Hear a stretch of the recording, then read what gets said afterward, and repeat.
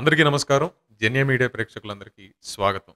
ఇవాళ మనం శాపం వల్ల భూమి మీద ఎంతో మంది మానవాళికి అంటే ఇవాల్టికి చెప్పుకోదగ్గ నీతి నేర్పినటువంటి విదురుడి యొక్క పాత్ర గురించి మనం మాట్లాడుకుందాం. అసలు విదురుడు శాపం వల్ల జన్మించాడు అంటే మీరు ఆశ్చర్యపోతారేమో. నిజానికి విదురుడు మరెవ్వరో కాదు. భూమి మీదకి యమధర్మరాజు తనంతట తాను వచ్చి ఒక దాసీపుత్రుడిగా జన్మించిన వాడే. సో, మనకు విదురుడు జన్మకి ఆ శాపం ఏంటి? ఆ శాపం వెనక కథ మనకు తెలియాలి అని అనుకుంటే, మనం కొంచెం వెనక్కెళ్ళాలి. విదేహ్యుడనే రాజు యొక్క రాజ్యంలో ఒకానొక రోజు దొంగలు పడ్డారు. దొంగలు పడితే రాజు యొక్క భటులు ఆ దొంగల వెంట పరిగెడుతూ ఉంటే, మాండవ్య ముని యొక్క ఆశ్రమంలోకి దొంగలు దూరిపోయి దాక్కుంటారు.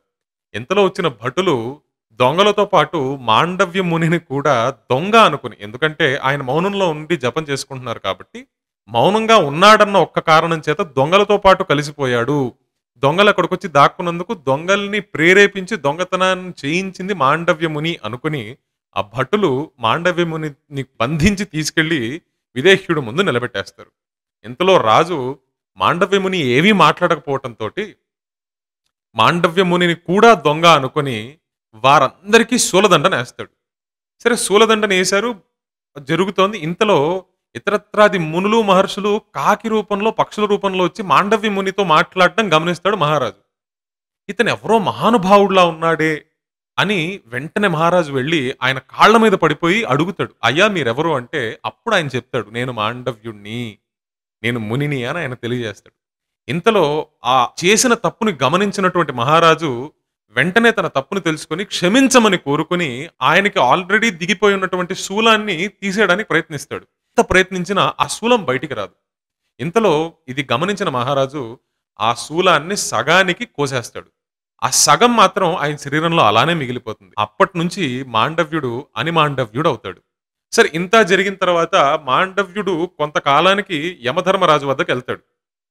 వెళ్ళి, అయ్యా అసలు నేను బుద్ధెరిగిన దగ్గర నుంచి ఒక చిన్న పాపం చేసిన వాడిని కాదు, ఒక తప్పు చేసిన వాడిని కాదు, నిత్యం భగవన్నామ స్మరణ చేసుకుని జపం చేసుకుంటూ బ్రతికేవాడిని. మరణానికి దగ్గరగా ఉండేటువంటి ఇంత బాధతో కూడిన శిక్ష నాకు ఎందుకు ఇచ్చావు అని యమధర్మరాజుని అడిగితే యమధర్మరాజు అప్పుడు ఆయనకి తెలియజేస్తాడు. ఏమని అంటే, చిన్నప్పుడు మాండవ్య మునికి ఒక విచిత్రమైన అలవాటు ఉండింది. తూనీగల్ని పట్టుకుని వాటికి శూలాలతోటో ముళ్లతోటో గుచ్చటం ఆయనకున్న అలవాటు. వాటితో ఆనందం పొందేవాడు. ఆ బాల్యంలో చేసిన తప్పుకి శిక్షగా ఈ శిక్షను వేసినట్టు మాండవ్య మునికి తెలియజేస్తాడు యమధర్మరాజు. ఇంతలో మాండవ్య ముని మహాబాధని పొంది కోపంలో యమధర్మరాజుకి చెప్తాడు. ఏమని అంటే, అప్పటి నుంచి మాండవ్య ముని ఒక శాసనం చేస్తాడు. ఏంటి అంటే, 14 ఏళ్ల లోపల పిల్లలు ఏ తప్పు చేసినా వాటికి కర్మ ఫలితము కాని కర్మ కాని వర్తించదు అని చెప్పాడు. అలానే ధర్మరాజుకు ఓ శాపం ఇస్తాడు. నువ్వు భూమి మీదకెళ్ళి ఈ తప్పు చేసినందుకు నువ్వు భూమి మీదకెళ్ళి ఒక దాసి యొక్క కడుపున పుట్టి నీ కళ్ళ ముందే అధర్మం జరుగుతున్నా నువ్వు ఏమీ చెయ్యకుండా నిలబడిపోతావు అని అంటాడు.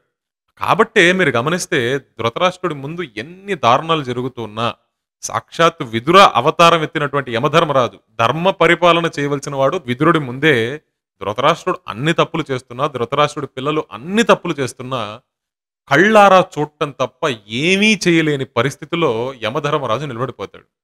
కాబట్టి మనం చిన్నప్పుడు విన్న విదుర నీతి అని మనం ఎన్నో నీతులు మన పెద్దవాళ్ళు చెప్పటం ఇవాళకి ఎంతో ప్రామాణికాన్ని చెందినటువంటి ఆ ఒక భాగం.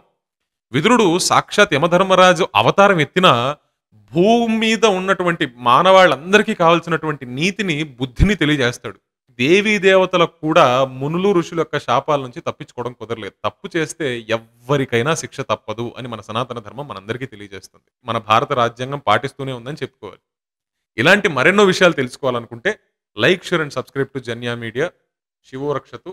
స్వస్తి.